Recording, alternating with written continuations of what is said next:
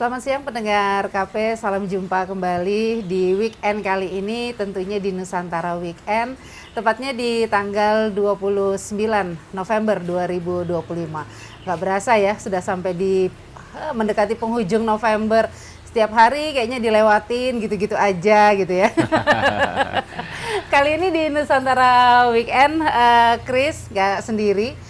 Tentunya masuk dalam kedai aspirasi DPRD Kota Balikpapan, dan ini kita juga nggak di studio, kita berada di kediaman Pak Iwan Wahyudi, anggota DPRD Kota Balikpapan. Siap, selamat siang. Rajin memang kalau Bapak ini ya, kalau diajak talk show ayo gitu ya Pak ya. Bapak selalu bugar Pak Iwan. Nah, kenapa? Selalu bugar. Oh iya, Amin, harus. amin. Ini lelarian juga ya kan. Runner. Oke, sehat ya Pak ya? Sehat lah. Alhamdulillah sehat. Mbak Kris, Mas Maulana sehat juga. Penghujung November nih, nggak berasa nih ya. Udah bulan 11, sebentar lagi Desember. Ya, sebulan lagi lah ya kita akan menghabiskan 2025 nih. Iya, masih banyak ya masih resolusi target-target yang belum tuntas ini. Resolusi tahun depan berarti menuntaskan resolusi tahun 2025. Carry over. Karena tahun 2025 resolusi 2024 nggak terrealisasi juga ya. Kalau bahasanya perda itu lanjutan. Oke, ya memang PR kayaknya semakin banyak ya Pak ya, Yes. PR ya, dan biasanya digenjot memang akhir tahun nih Pak, PR itu ya Pak. Oh iya. Kalau terkait mengenai program-program pemerintah, baik itu DPRD maupun pemerintah kota, tentu targetan di tahun ini karena kita mazhabnya itu tahun anggaran ya, jadi mau nggak mau kita harus menuntaskan apa yang sudah menjadi kesepakatan antara DPRD dengan pemerintah kota. Tahun 2025 ini harus terserap ya, karena pemerintah pusat juga menilai gitu ya, serapan anggaran, pencapaian perda-perda, kemudian target-target yang sudah ditetapkan ini apakah serapannya 100% atau tidak. Ini menjadi alat monitoring ya buat pemerintah pusat. Kemarin kan kita juga dengar tuh Pak Purbaya bilang ini kenapa serapannya rendah. Iya, Nah, betul. ternyata ini menjadi juga lah saya kira menjadi bahan evaluasi buat pemerintah daerah, khususnya pemerintah Kota Balikpapan untuk bisa menyerap lebih maksimal. Jadi tidak hanya di akhir tahun, tapi sebisa mungkin dari awal tahun itu sudah bisa mulai melakukan pergerakan untuk bisa mendorong program-program yang berbasis kebutuhan masyarakat lah begitu. Namun tentu pemerintah pusat juga harus mendorong, kadang-kadang juga ada aturan-aturan yang menghambat kegiatan-kegiatan itu untuk terserap di awal tahun gitu. Jadi kan teman-teman pemerintah kota dengan sumber daya manusia yang juga terbatas gitu ya. Dalam penyusun program, kita juga harus paralel. Misalkan kita membahas tahun 2026 nih ya. 2026 kan awal tahun 2026 kita juga sudah mulai persiapan untuk pembahasan anggaran tahun 2027. Iya, Kita sudah betul. menyiapkan RKA-nya, kita menyiapkan RKPD-nya, kemudian RKA-nya dan hal-hal program-program teknisnya. Tapi di saat yang bersamaan juga bagaimana mengakselerasikan program tahun 2026 itu bisa terserap dengan maksimal. Tapi optimis Pak 2026 Pak ya? Yang pasti kita tahun 2026 alokasi anggarannya sudah disepakati ya kemarin Ya, di kemarin, Pak. tanggal 28 Iya. November. Kesepakatan APBD 2026, APBD murni itu 3, sekian triliun. Artinya APBD kita mengalami pengurangan atau penurunan kurang lebih 1,3 triliun. Tentu berasa ini banget sangat ya. signifikan gitu ya. Artinya kalau kita rasiokan kurang lebih 25% alokasi anggaran kita ini terpangkas gitu ya. Iya. Tapi kita tetap bekerja dengan maksimal. Jadi tentu yang menjadi harus kita jaga pelayanan-pelayanan dasar, kesehatan, pendidikan, kemudian kegiatan-kegiatan di kecamatan, kelurahan, mengatasi visi misinya Pak Wali Kota ini harus tetap bisa berjalan dengan baik begitu ya. Tentu sambil berjalan kan kemarin kita dengar juga tuh dari Pak Purbaya, Pak Menteri Keuangan, akan dilihat kemudian pendapatan APBN tahun ini lah ya. Kalau APBN-nya pendapatan pajaknya meningkat, ini juga akan di 1 bulan pertama tahun depan katanya akan ada penambahan. Masih ada harapan berarti. Suntikan. Ya, kan kemarin asosiasi provinsi se-Indonesia melakukan audiensi itu oleh-oleh yang kita dapatkan. Berarti peran DPRD ini sangat penting ya, khususnya untuk kelangsungan pembangunan Kota Balikpapan. Nah, Ya, betul. ini obrolan kita sebenarnya lebih spesifik nih. Siap. Tadi ini cuma pembukaan ya pendengar KP. Yang mau kita obrolin kurang lebih sejam ke depan nih ada hubungannya dengan lingkungan, kebersihan, Ya. ya kan. Yaitu peran DPRD dalam mendorong kedisiplinan warga dan ketegasan DLH untuk mewujudkan kebersihan lingkungan. Ya. Ya kita boleh dibilang kota ini kota urban ya. Yes. Segala macam orang dari latar belakang yang berbeda-beda ngumpul di satu tempat, menyatukan visi misi itu tidak gampang. Satu visi satu misi itu tidak gampang karena itu tadi latar belakang kita yang berbeda-beda, ya kan. Contoh kecil ya dalam lingkungan, membuang sampah, ya kan, menjaga selokan tetap bersih, itu juga salah satu ya kan. Mungkin kalau tempat-tempat lain, perumahan yang lain ada tukangnya, tapi kalau kayak di rumah-rumah yang kampung ya mau nggak mau kan kita, Yes. iya kan. Menjaganya. Nah itu loh kesadaran-kesadaran yang seperti itu yang memang harus terus ditumbuhkan. Nah apa yang melatar belakangi perhatian Pak Andi nih terhadap Pak Andi, saya jadi lupa. Pak Iwan, ya ampun, mohon maaf ya Pak ya. Aman. Tolong Kopinya kurang banyak loh. Iya, tolong dicatat. Saya langsung ditegur loh. Oke Pak Iwan, terhadap isu-isu kebersihan lingkungan dalam reses kali ini. Iya, tentu kalau kita lihat ya, Balikpapan ini kan kota yang menjadi salah satu kota yang mendapatkan apresiasi dari pemerintah pusat. Iya. Dalam hal kebersihannya. Ini dilihat dari pencapaian prestasi yang kita dapat. Kalau tidak salah ada kurang lebih 20-an piala Adipura yang kita dapat, kemudian 7 Adipura Kencana dan 1 Adipura Kencana Paripurna bahkan.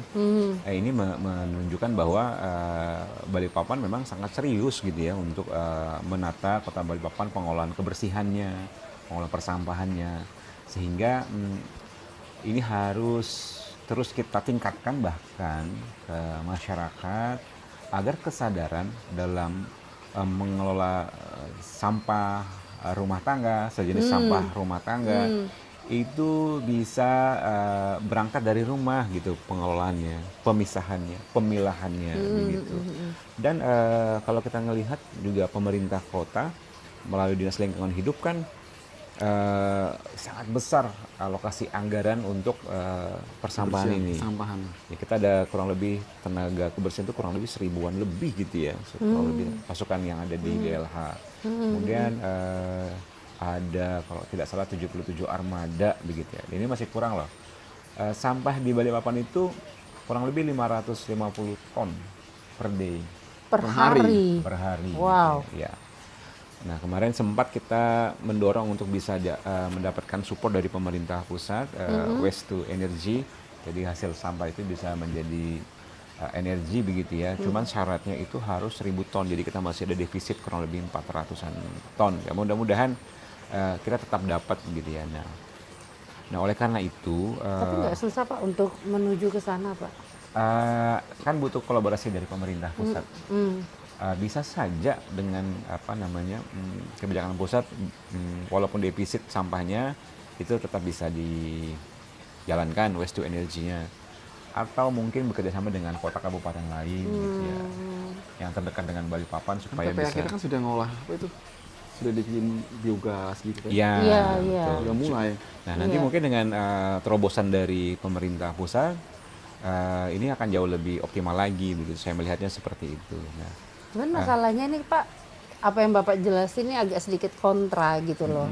Ketika di satu sisi kita tuh punya visi atau punya keinginan untuk menjadikan sampah itu dikelola secara baik, ya kan, dan masih defisit sampah sekitar 4.000-an sampah, ya kan, yang 400-an sampah. Sedangkan dari pihak DLH sendiri ini sudah me-warning bahwa sampah kita tuh udah kelebihan. Iya kan, bahkan tempat pembuangan sampah sendiri pun tahun 2026 sudah tidak bisa lagi gitu loh Pak. Ini kalau dengan rencana yang tadi Bapak omongin gitu kan, tuh kayaknya kejar-kejaran dan itu kayaknya agak mustahil ya, bukan mustahil lagi, agak mustahil untuk untuk dicapai gitu loh. Ya kalau gini, jadi kalau kita lihat tuh begini, ada hulunya, ada hilirnya kan begitu. Jadi kalau di hilirnya kan sekarang pengolahan TPA-nya tuh melalui sistem layer dia, kita lihat ya. Kita sampah dilapisi, taruh lagi di TPA-nya ya, itu di hilirnya kan gitu. Di hilirnya itu bagaimana nanti saya kurang kopi seperti apa nanti situasi dukungan dari pemerintah pusat yang sekarang lagi coba didapatkan oleh pemerintah daerah. Itu bisa jadi nanti dengan sistem itu pengolahan sampah itu tidak perlu kemudian pemerintah daerah membebaskan lahan lagi atau menyiapkan lahan baru lagi untuk pengolahan sampah akhirnya kan begitu. Tapi di sisi lain di hulunya kita dorong gitu agar produktivitas sampah itu dari rumah itu sudah bisa diurai, dipisah, misalkan sampah basah, organik, gitu, sebagian bisa domestik, dilakukan komposter ya. Iya. Di komposter itu bisa menghasilkan pupuk gitu kan.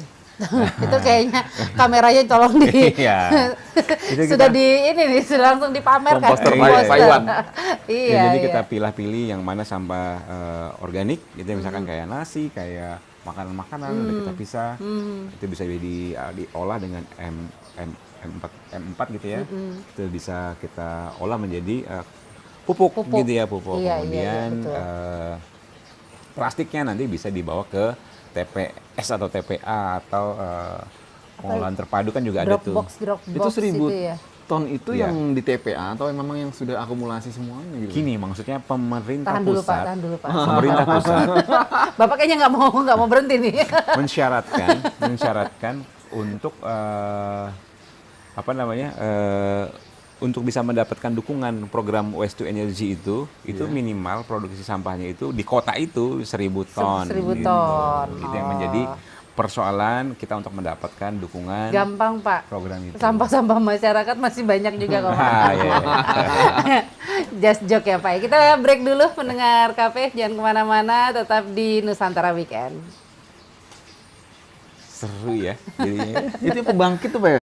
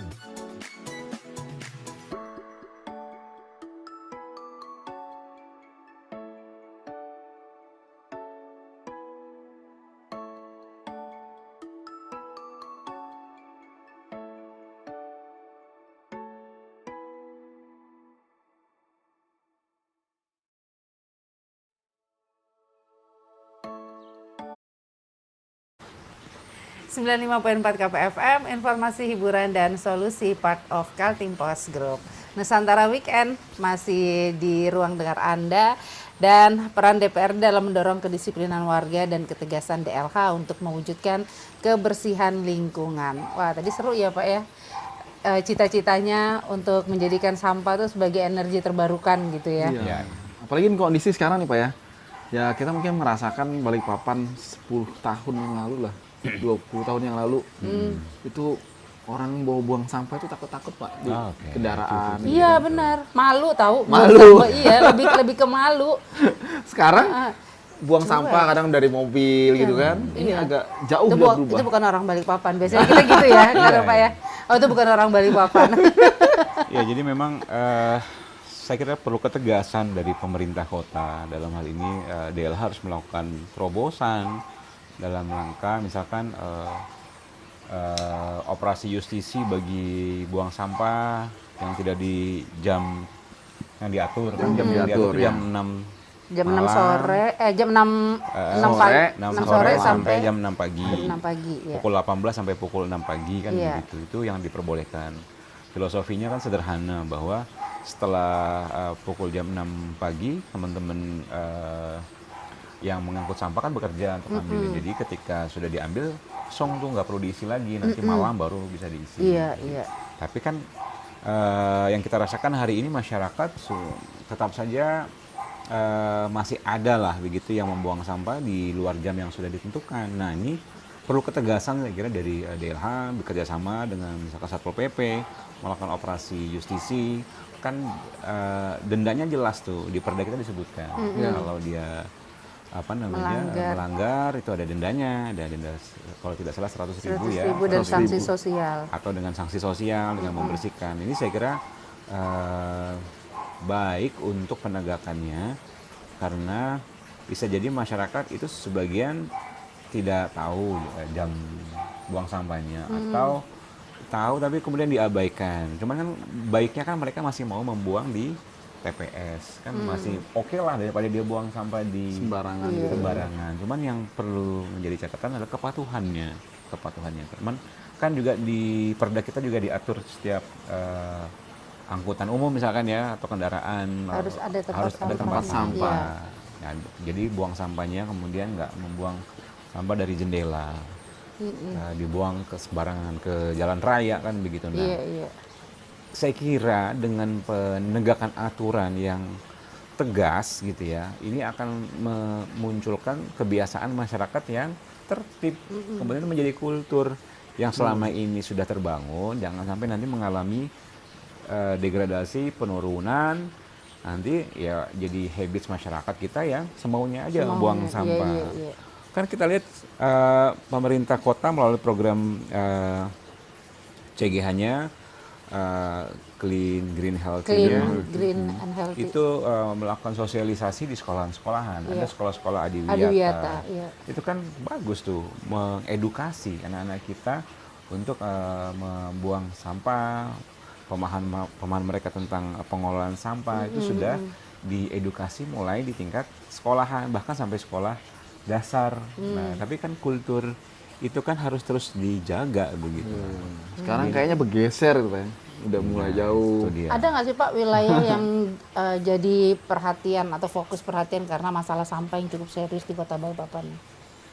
Saya kira semua wilayah menjadi atensi ya pemerintah kota. Nah, cuma memang kan kita juga ada tempat pengolahan sampah terpadu TPST. Nah, ini kan akan diinstal di semua kecamatan. Yang baru siap ini kan baru ada di selatan ya kalau nggak salah kan. Yang di selatan sudah ada, di utara lagi diinstal di depan Geraha Indah. Kelurahan Geraha Indah. Iya. Kalau selatan itu yang di di Batakan. Bukan. Di ini perumahan apa itu namanya? Daksa ke atas. Ya. Oh. Ada. Oke. Jadi Palm Hills. ya Palm Hills ke atas itu ada TPST ya. Iya, jadi, di situ ada. Jadi tempat pengolahan sampah terpadu. Jadi pemilahan-pemilahan. Nah, jadi semua daerah harapannya ke depan akan diinstal begitu. Kita berharap ya, kesadaran masyarakat tuh semakin kuat ya kan, kasihan ini petugasnya juga kasihan. warganya juga kasihan kalau yang buang sampah di TPS itu taruhnya berhamburan. Tempat sampahnya kotak ini. Kecil. Kecil. Udah kecil, baru buang sampahnya nggak di dalam.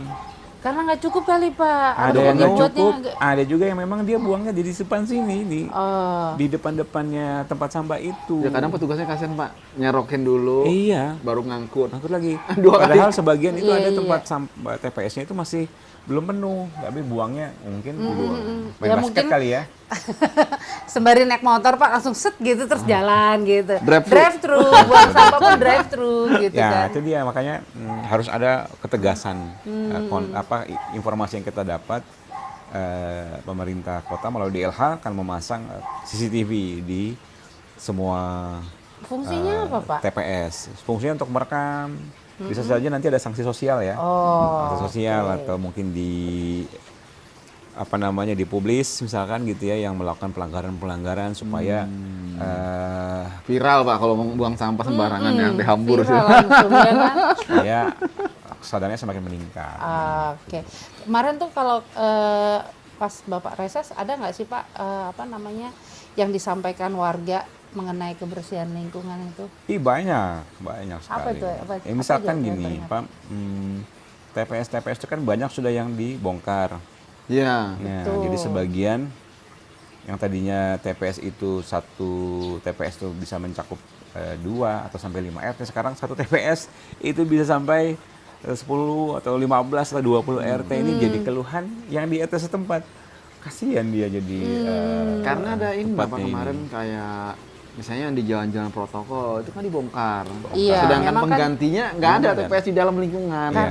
Karena memang nggak boleh kan kalau jalan protokol ada tempat sampah lagi sekarang kan. Sejatinya kan begitu. Jadi dilakukan pemilahan sampah itu, pemilihan dan pemilahan itu dilakukan dari rumah kan begitu. Cuman Jadi masih ada loh, masih Pak di daerah rumah saya kan di selatan juga Pak. Karena di pinggir jalan ya memang tidak ada sudah tempat sampah. Jadi kami ya buangnya ya bukan buang, maksudnya taruh ya di Apa trotoar. bedanya? Taruh iya. di trotoar tapi di jam yang di ini kan. iya. Kayak subuh gitu bangun taruh, karena kan biasa jam-jam segitu tuh Ya. petugasnya nggak, hanya di deket rumah saya tuh tetangga saya tuh dia akhirnya membuat tempat sampah sendiri, inisiatif dalam tanda kutip lah, membuang tempat sampah Swadaya ya. dari tong. Cuman kan nggak boleh tetap karena itu pinggir jalan Pak, Oke, di atas trotoar ditaruh. Nah, kayak gitu-gitu akhirnya ya siapapun yang lewat buang, siapapun Iya, yang lewat akhirnya jadi tempat sampah. Padahal maksudnya tempat sampah pribadi ya. Iya, Rumahnya hanya dia ya. iya Jadi hanya tempat taruhnya umum gitu ya. iya, hanya karena dia taruhnya di atas trotoar pas depan rumah dia kan gitu. Ini kan juga jadi catatan kan harusnya kan Pak. Iya, jadi memang harus ada pemikiran yang komprehensif lah ya dari DLH dalam pengelolaan sampah ini, terutama di perkampungan, di perumahan-perumahan kampung gitu ya. Itu boleh kalau bikin sendiri Pak TPS itu Pak. Nggak boleh ya harusnya, nggak boleh. Jadi Walaupun di dalam kalau gang memang- misalnya. Iya, itu dia kan masalahnya. Idealnya kan satu rumah mungkin di TPS sendiri kan gitu.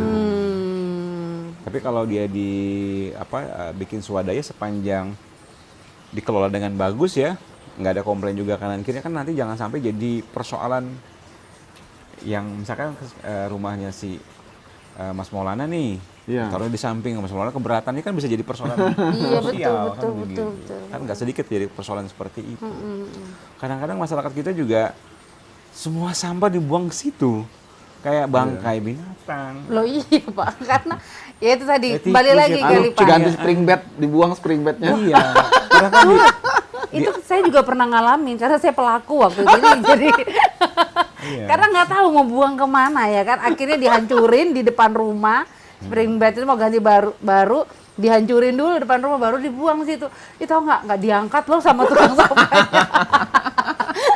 harus bawa sendiri. Harus buang sendiri itu pelajaran sih Pak. Kita break dulu ya Pak ya. Oke, siap. Pendengar KP jangan kemana-mana.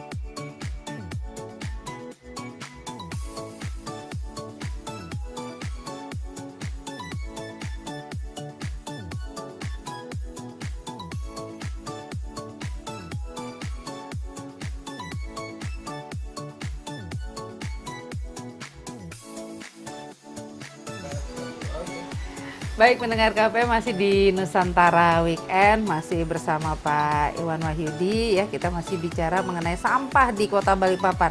Nah, sebelum ke pertanyaan selanjutnya nih Pak, ada yang WA di 0816 200 954. Pak, ini dari Pak Heru. Pak, saya kalau malam jam 9 ke atas, senangnya jalan malam-malam Bapak ini ya. Sering saya lihat di sepanjang jalan MT Haryono ada tumpukan sampah di trotoar. Bisa jadi itu sampah dari warga yang di dalam gang atau para penjual-penjual di sekitar. Kalau kita perhatiin sepanjang jalan MT Haryono dari Simpang 4BB ke Simpang 3 Beler, itu kan nggak ada bak sampah. Jadi solusinya gimana Pak? Agak jelek sih pemandangan kalau banyak tumpukan sampah di malam hari. Dari Pak Heru. Ya, makasih Mas Heru. Tentu nanti informasi ini akan coba kita teruskan ke teman-teman DLH untuk kemudian men-sweeping lah ya sampah-sampah yang malam hari yang mungkin dibuang di trotoar. Dan juga sebetulnya kalau kayak tempat-tempat komersil, restoran atau rumah makan, dia harus mengelola sendiri sampahnya, atau nanti dia bisa berlangganan dengan mitra-mitra yang mereka pilih begitu ya, untuk pengelolaan sampah ini nggak berhamburan begitu ya, karena yang dilayani oleh pemerintah ini kan kawasan perumahan, perkampungan begitu ya. Jadi, memang kalau di jalan protokol pemerintah itu kan tidak memfasilitasi untuk TPS, nggak ada TPS-nya, tempat penampungan bak sampah lah begitu ya. Artinya misalnya gini Pak, kayak tadi nih kasusnya, kalau ditaruh, oke lah ditaruh di jam 9 ke atas, taruh nih di trotoar, habis itu diangkat sama teman-teman DLH, tukang sampah lah ya, kan clear ya Pak ya masalah Pak ya? Iya, iya. Bener gak sih? Atau hanya karena mengganggu pandangan ya? Estetiknya nggak ada ya gitu ya, atau gimana sih Pak? Ya, sebetulnya memang benar, kan pemikiran masyarakat kan pasti begitu tuh Pak. ya, yang nggak boleh kemudian kita menaruh juga di sembarang tempat kan begitu. Masalahnya nggak ada tempat sampah Pak. Ya. Jadi ya jalan satu-satunya ditaruh di trotoar, nanti kan diangkat. Yang penting kan di atas jam 6 sore dan sebelum jam 6 pagi Pak. Ya, artinya memang ini kan menjadi tanggung jawab kita bersama, butuh effort bareng-bareng. Jadi misalkan masyarakat yang di kawasan dia nggak punya TPS, ya memang harus bergerak untuk ke TPS, tempat penampungan sementara. Dia taruh misalkan ke agak effort memang ya Pak ya. Tempat sampah terdekat ya Pak ya? Iya, tempat sampah terdekat. Karena ya ini kan memang harus ada terobosan saya kira ya dari pemerintah. Kalau tinggal jalan protokol dekatnya lumayan Pak. Iya. Saya harus bawa kendaraan Pak kalau jalan protokol. Turun ke bawah tuh di dekatnya stal kuda yang ada masjid itu. Itu ada tempat sampah tuh di situ. Ada TPS. Ada TPS. Nah, agak jauh memang ya Pak ya. Nah, dari situ rumah saya sampai ke bandara tuh nggak ada TPS Pak. Ya, artinya kan memang ya ini menjadi PR kita semua. Kalau SDM yang kita punya hari ini kan kemampuan mengelola kan dia pasti juga menghitung lah. Kemampuan dia mengangkat di titik-titik TPS itu kan juga terbatas begitu. Kalau TPS-nya juga terlalu padat, terlalu dekat, radiusnya kan juga jadi persoalan juga. Kemudian juga ya tadi ya saya kira butuh effort bersama, kesadaran bersama, dukungan bersama agar masyarakat juga jangan kemudian naruh di, ya simpelnya taruh aja di sini di trotoar, toh nanti juga diambil. Nanti kan diambil juga Pak. Iya, nanti berseliweran kan begitu. Tiap rumah naruh airnya. Iya. Jadi Kan memang di atas jam 6 Mas. Tetap aja ya. di jam 6, tapi di TPS ya, di TPS kan. Oke. Ya butuh effort bersama sih dari teman-teman dari masyarakat untuk membuang di TPS di jam waktu yang sudah diatur Dan di tempatnya. begitu. Iya. Sehingga pemerintah juga terbantu kan begitu. Kan anggaran kita juga terbatas. Iya, Kemudian juga iya. SDM juga kita juga terbatas seperti itu. Benar. Memang agak ini ya, agak rancu ya. Karena Bukan kalau rancu, masih kurang gitu ya. Oh gitu ya Pak ya. Jelas Karena saya kira. emang benar perdanya itu mengatakan bahwa dibuang pada jam dan tempatnya, ya kan? Jam yang tepat dan tempat yang tepat, ya kan? kalau dari jam sudah nih kita nih melaksanakan dengan benar. Tempatnya aja lagi. Kalau tempatnya nih memang nggak ada Pak, beneran. Jadi gini Pak, harusnya ada mungkin peraturan yang buat jarak TPS yang satu dengan TPS yang dua tuh mungkin sekitar 2 kilo atau 5 kilo, jangan terlalu jauh. Itu dari Stal Kuda, contohnya dari Stal Kuda yang masjid apa itu, Al Ikhlas ya. Ikhlas itu ya? Iya, nah dari situ sampai ke bandara loh, itu nggak ada TPS. Di pinggir jalan ya. Di pinggir jalan tuh nggak ada TPS. Padahal di situ banyak ruko, rumah-rumah juga masih banyak yang di pinggir jalan. Yang ruko-ruko yang berjualan makanan juga ada, perkantoran juga ada. Itu kan butuh sebenarnya TPS. Tahan dulu Pak, kita break dulu. Tarik nafas dulu kita. Jangan kemana-mana, tetap di Nusantara Weekend.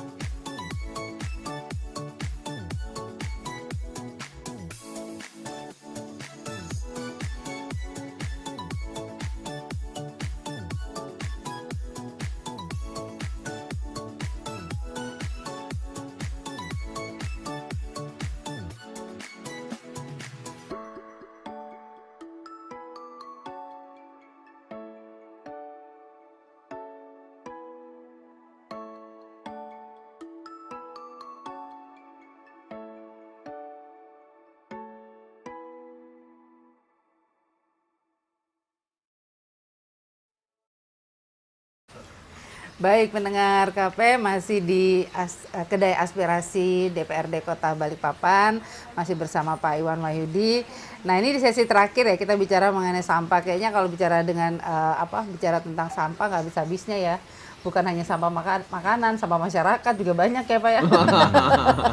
Sama masyarakat lain lagi ceritanya itu. Itu sudah. Komitmen nih Pak, kita bicara komitmen deh di terakhir ini Pak. Komitmen Bapak secara pribadi nih dalam memperjuangkan aspirasi tentang pembahasan soal sampah ini ya kan.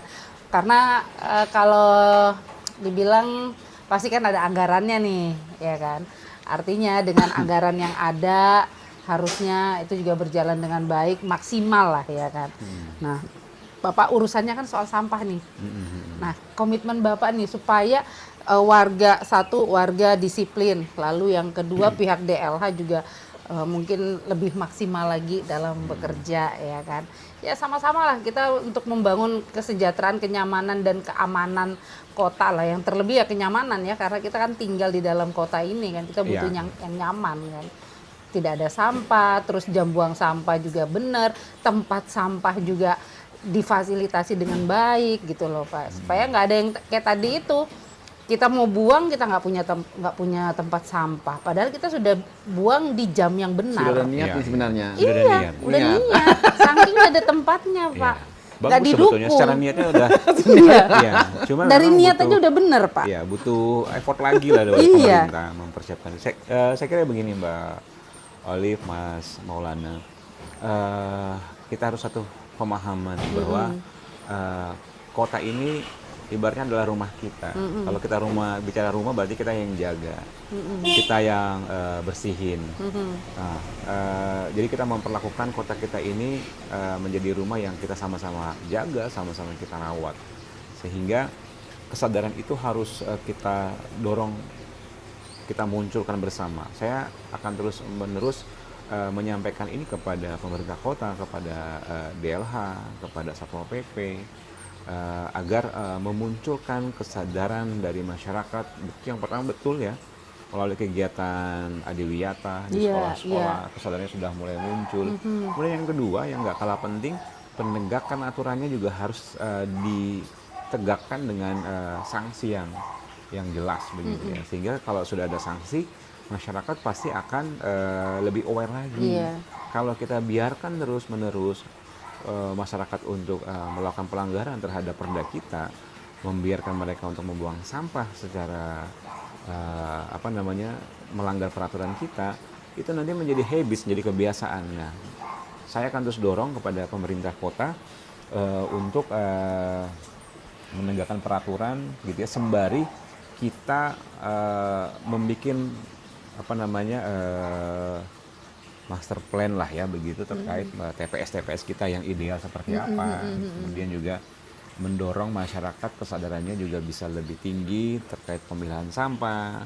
Sampah itu bisa jadi bisa jadi pupuk, bisa jadi bahan olahan gitu, seperti itu. Sehingga dari hulu ke hilir itu bisa kita atasi. Sosialisasi bersama. itu harusnya penting ya Pak ya kalau kayak gitu ya Pak. Dan tentu ya sosialisasi, mengedukasi juga warga. kita lakukan bersama-sama begitu. Itu tadi ya, mulai dari tingkat sekolahan, kemudian juga di tengah-tengah masyarakat kita edukasi, kemudian di saat yang bersamaan juga pemerintah kota memperbaiki TPS-nya, memperkuat sosialisasi dari TPS-nya juga, sehingga masalah sampah ini bisa kita tekan, pelanggaran-pelanggarannya bisa kita tekan, sampah itu bisa direduce dari rumah gitu ya, bisa direduce dari rumah. Sampah yang bisa diolah di rumah biarkan dia diolah di rumah. Sampah yang diolah oleh TPS kita biar nanti mereka yang kelola. Seperti itu, sehingga artinya bisa ditambahkan nih Pak catatan Pak untuk masalah tempat sampah tuh ya kan, kayak tadi yang diungkapkan oleh Pak Heru juga ya kan, artinya dari setiap RT yang ada mungkin disiapkan tempat sampah ya untuk satu RT gitu. TPS ya. Iya TPS untuk satu RT. Ya kan, jadi Mungkin kalau maksudnya lebih dekat, masyarakat iya, lebih tertib. iya gitu. mungkin lebih gimana ya, kita ya awal lagi nih Pak, kita nih penduduk urban, warga-warga urban yang mobilitasnya tuh berpacu dengan waktu cepat. Hanya karena urusan begini, kita tuh mikir lagi, aduh mau keluar mau ke kantor harus mampir dulu ke tempat sampah misalnya. Iya kan? Tadi Itu kan katanya itu jadi sebelum jam PR 6. gitu loh Pak. Iya. Iya. Tapi itu kan jadi PR. Mau ke kondangan sekalian buang sampah itu jadi PR juga Pak sebenarnya gitu loh. Ya itu tadi kata Mas Maulana ya, ketika ada tempat sampah yang memadai, ya warganya juga kayaknya kita difasilitasi dengan benar, dengan baik gitu loh. Saya kira sepakat ya Mbak Olive ya. Jadi memang Mbak Kris Pak. Mbak Christian Olive ya, Olivia. Mbak Kris, saat ini saya kira pemerintah harus ada grand design-nya lah ya, agar masyarakat ngerti juga gitu ya, teredukasi, tersosialisasi. Apakah kemudian apa yang diidekan tadi oleh Mbak Kris, misalkan satu RT, satu TPS, itu memungkinkan nggak? Kalau tidak mungkin, seperti apa arahan dari DLH, seperti apa desainnya? Ini kan kebetulan saya tidak di Komisi 3 ya, ini kan di Komisi 3 tahu secara teknis pengelolaan sampahnya. Jadi, tapi tentu kita akan follow up kepada DLH, nanti saya coba ambil menyerap informasinya, akan sama-sama kemudian kita sosialisasikan kembali teman-teman dan masyarakat di Kota Balikpapan. Kalau kemudian tidak TPS itu, tempat penampungan sementara itu dalam radius yang terdekat di RT tersebut, solusinya seperti apa? Karena tipikal masyarakat kita ini pengennya yang simple kan, Iya. gitu ya. Sat-set gitu loh Pak. Kalau bisa buka jendela ya. Enggak juga kok. Bawa sampah dong kalau deketnya, kalau buka jendela langsung tempat sampah. Tapi yang menjadi ruh kita ya dalam pengelolaan sampah ini adalah bagaimana memunculkan kesadaran masyarakat kita dalam mengelola sampah rumah tangga itu, menganggap bahwa kota kita ini adalah rumah kita, kemudian sehingga kita sama-sama menjaga kota kita, sehingga akan muncul habits kebiasaan yang tertib begitu ya, dan menjaga konsistensi prestasi yang dimiliki oleh Kota Balikpapan dalam hal prestasi pengelolaan sampahnya, mendapatkan pengakuan dari pemerintah pusat dari sisi piala-piala Adipura yang Adipura, iya. kita Ya dapatkan. artinya ini kita kembalikan lagi ya kepada pribadi kita masing-masing nih pendengar KP, untuk saling menjaga kebersihan, terus kemudian melatihlah untuk bisa memilah sampah langsung dalam rumah. Kalau ada sampah plastik ya disendirikan, terus sampah makanan juga disendirikan, kan begitu ya Pak ya. Ya. Itu mungkin lebih memudahkan sebenarnya ya, karena kembali lagi kesadaran kita ketika kita melihat rumah kita kotor ya mau nggak mau kita harus bersihin kan gitu ya. Oke, Mas Maulana ada yang mau tanyakan? Ini kayaknya kita kupas tuntas nih Pak Iwan ini ya. Benar-benar dikupas gitu. Ya, masalah sampah ini masih gimana ya? PR PR sih, ya, jadi PR besar Karena sih tambah memang. Tahun rasanya budaya gitu itu bukan malah Sadar mungkin lebih ya. disiplin di Balikpapan ini, kok malah tambah kurang. Ya itu gitu. dikembalikan Menurun. lagi lah kesadaran Iya. kita ya kan. Karena memang itu tadi, memang pertumbuhan Kota Balikpapan jumlah penduduknya ini semakin cepat ya. Iya. Tidak hanya secara angka kelahiran, tapi juga perpindahan penduduk juga ini mempengaruhi kultur. Masing-masing bawa budaya. Ya, Iya. masing-masing membawa kultur yang berbeda. Iya. Artinya ketika orang masuk ke Balikpapan, kalau kulturnya udah kuat, orang akan ikut sama kultur kita. Betul. Orang akan ikut aturan kita. Iya. Kalau kemudian perdanya itu ditegakkan, setiap orang yang melakukan pelanggaran disanksi, orang pasti akan taat. Seperti itu. Betul. Oke. Sampah. Ini gara-gara sampah aja ya, kayaknya mau perang kita nih kan. Oke, pendengar KP, tuntas sudah kebersamaan kita di Nusantara Weekend, berbicara mengenai lingkungan Kota Balikpapan. Sekali lagi untuk kita semua bisa saling menjaga, saling menyadari ya. Mulailah dari dalam rumah supaya itu juga jadikan kayak Pak Iwan bilang culture atau habit ya budaya dan kebiasaan kita untuk bisa memilah sampah dengan benar. Itu juga meringankan teman-teman dari DLH dalam mengolah sampah. Karena kita bukan hanya melihat jangka pendek, jangka panjang dari sampah-sampah ini, kita bisa menghasilkan sesuatu yang baru kok, ya kan. Oke, baik, kita nanti akan ketemu lagi pendengar KP, tetap di 95.4 KP FM. Bye-bye.